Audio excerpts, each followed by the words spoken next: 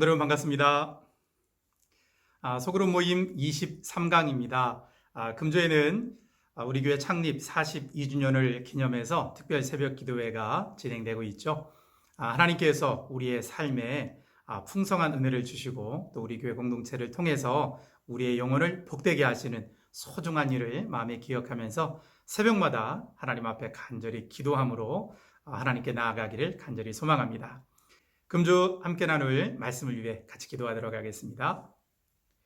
좋으신 아버지 하나님, 우리 성강교회 믿음의 공동체가 창립 42주년을 맞게 하시니 감사를 드립니다. 하나님, 지나온 시간 동안 저희들이 신앙의 본질을 굳게 붙잡고 성숙한 하나님의 사람을 길러내는 귀한 사역을 감당하게 하시니 감사를 드립니다.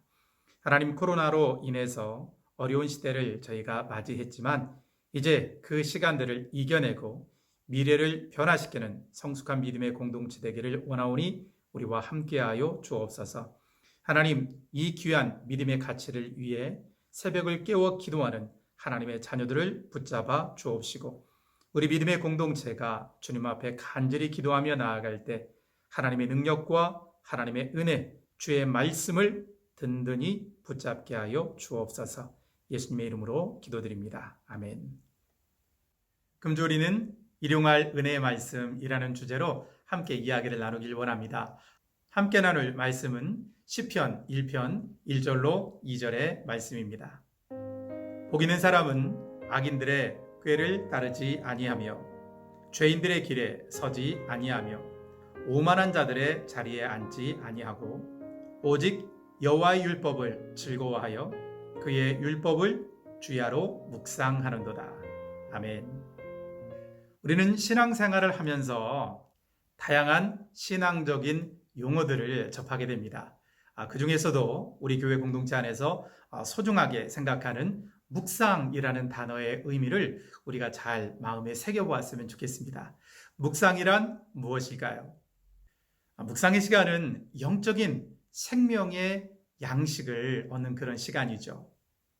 주님의 말씀으로 자신을 가득 채우고 그 하나님의 말씀을 계속 되뇌이는 이런 과정을 통해서 말씀으로 살아가는 삶의 원리를 깨닫고 그리고 하나님의 말씀의 능력을 경험하는 그러한 시간, 바로 그 시간이 묵상의 시간이라고 말할 수 있습니다.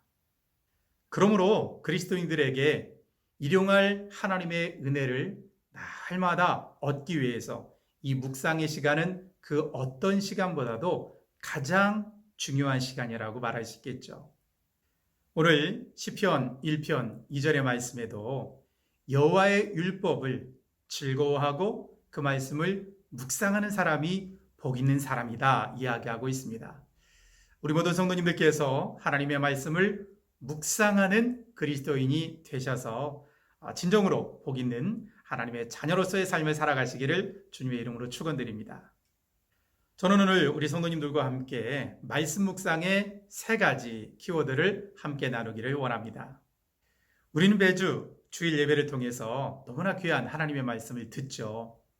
그런데 그 하나님의 말씀을 우리가 듣고 얼마나 오랫동안 그 말씀을 기억하고 계신가요?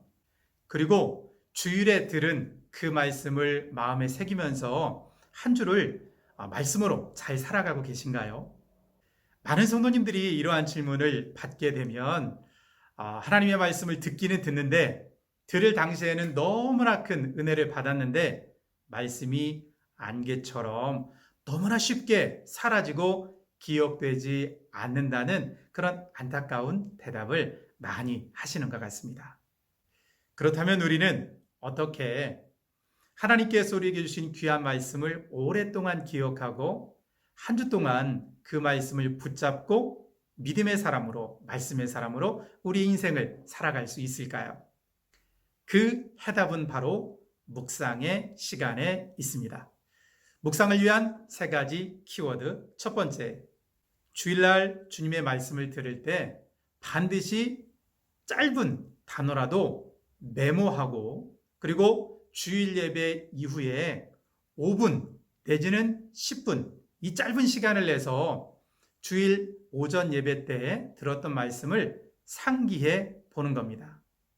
상기하다는 말의 뜻은 무엇인가요? 지난 일을 되뇌어 기억해 본다는 이야기죠.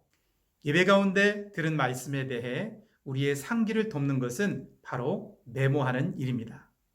우리 성도님들에게 소그룹 페스티벌을 통해 소그룹 사역을 시작할 때 A5 사이즈의 아주 작은 노트를 선물로 드렸죠. 그 노트의 왼쪽에 주일 예배 날짜를 적으시고 성경 본문과 제목을 적으십시오. 그리고 말씀을 들으며 마음에 가장 와닿는 단어들을 적으시기를 바랍니다. 담임 목사님의 모든 말씀을 기계적으로 다 받아 적을 수는 없습니다. 순간순간 우리 마음에 와닿는 단어나 또는 말씀을 들으면서 이런 말이구나, 우리에게 이해되는 제목들을 잘 노트에 기억하시기를 바랍니다. 지난 16일 주일 말씀의 예를 들자면 담임 목사님께서 제자 훈련 하신 이야기를 말씀하셨죠. 그렇다면 우리 노트에 제자 훈련이라고 한 단어 정도 기록하는 겁니다. 그리고 제자 훈련을 통해서 신앙적인 질문을 하나 던지셨죠. 복음이란 무엇입니까?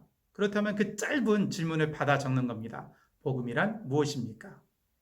그리고 갈라디아서의 말씀을 통해서 사도 바울이 전한 말씀, 바른 복음과 가짜 복음, 그것에 대해서 목사님께서 성경을 인용하셔서 잘 설명해 주셨는데 전체 이야기보다는 바른 복음, 가짜 복음 그렇게 단어만 적으시는 겁니다. 이런 식으로 설교를 메모하시고 집에 돌아가셔서 5분에서 10분 정도 말씀에 대한 상기를 하시는 겁니다. 묵상 키워드 두 번째, 이렇게 주일날 한번 말씀을 상기해 보시고 그리고 월요일이나 화요일에 다시금 주일 성경 본문을 읽으시고 담임 목사님의 말씀을 유튜브로 다시 한번 꼭 들어보시기를 바랍니다. 주일 아침 전해진 하나님의 말씀을 월요일 또는 화요일에 다시 한번 듣게 되면 또 다른 하나님의 깊은 은혜를 우리가 경험하게 됩니다. 묵상의 시간 세 번째 키워드. 목사님께서는 이제 주일 말씀을 전하시면서 우리 주보에 보면 그날의 결단의 기도를 기록해 주십니다. 성도 여러분, 하나님의 말씀을 우리가 일주일 내내 꼭 붙잡고 살기 위해서 그 결단의 기도를 휴대폰으로, 사진으로 촬영하시길 바랍니다. 그리고 휴대폰으로 촬영한 그 결단의 기도를 휴대폰 메인 화면에 볼 수 있도록 그렇게 한번 만들어 보십시오. 그리고 날마다 휴대폰을 켤 때마다 우리가 휴대폰을 바라볼 때마다 결단의 기도를 읽고 그 기도를 가지고 함께 기도하면서 하루의 시간을 살아보시기를 바랍니다. 이러한 묵상의 세 가지 키워드, 메모와 상기하기, 주일 설교 다시 듣기, 결단의 기도로 기도하며 하루를 살아가기, 이러한 활동을 통해서 우리가 말씀을 묵상하고 믿음으로 살게 되면 하나님의 놀라운 은혜를 반드시 경험하게 될 줄로 믿습니다. 우리 성도님들이 잘 아시는 것처럼 에빙하우스라는 분은 망각국선을 통해서 사람이 어떤 것을 새로 습득한 이후 10분만 지나도 벌써 우리의 기억 속에서 절반 이상이 다 사라진다고 이야기합니다. 하루가 지나면 70% 이상의 기억들이 사라진다고 이야기하죠. 그래서 사람들이 어떠한 것을 새로 받아들이고 자기에게 잘 체화하기 위해서는 반복하는 것이 굉장히 중요하다고 이야기합니다. 주일 아침 하나님의 말씀을 듣고 집에 돌아가 다시 한번 상기하기, 그리고 월요일과 화요일 선포된 주일 말씀을 다시 한번 반복해서 듣기, 그리고 결단의 기도를 늘 가까이 하면서 그 기도를 가지고 함께 하나님께 기도하면서 말씀 속에 살아가기, 이렇게 여러 차례 하나님의 말씀을 반복해서 기억하고 되뇌이고 떠올리는 과정을 통해 말씀의 은혜가 우리 안에 충만히 임하게 되는 줄 믿습니다. 하나님께서 우리 성광교회 믿음의 공동체를 말씀의 공동체로 세워주셨음을 기억하며 이러한 삶의 습관을 가지고 하나님께 나아갈 때 우리들이 일용할 하나님의 은혜를 날마다 경험하는 믿음의 사람들, 복된 인생이 될 줄로 믿습니다. 묵상의 키워드 3가지. 우리의 생활 속에 꼭 실천하는 저와 여러분 될 수 있기를 간절히 소망합니다. 기도하겠습니다. 좋으신 아버지 하나님, 저희들이 하나님의 사람, 복음의 사람, 말씀의 사람으로 주님의 말씀을 묵상하고 그 말씀을 따라 살아가는 하나님의 자녀들 되게 하여 주옵소서. 그리하여 일상의 은혜를 날마다 경험하고 하나님을 깊이 사랑하고 주의 뜻을 따르는 믿음의 자녀들 되게 하여 주옵소서. 예수님의 이름으로 기도드립니다. 아멘. 창립 42주년을 맞은 우리 성만교회 믿음의 공동체를 기뻐하고 말씀 위에서는 우리 모두가 될 수 있기를 기대합니다. 감사합니다.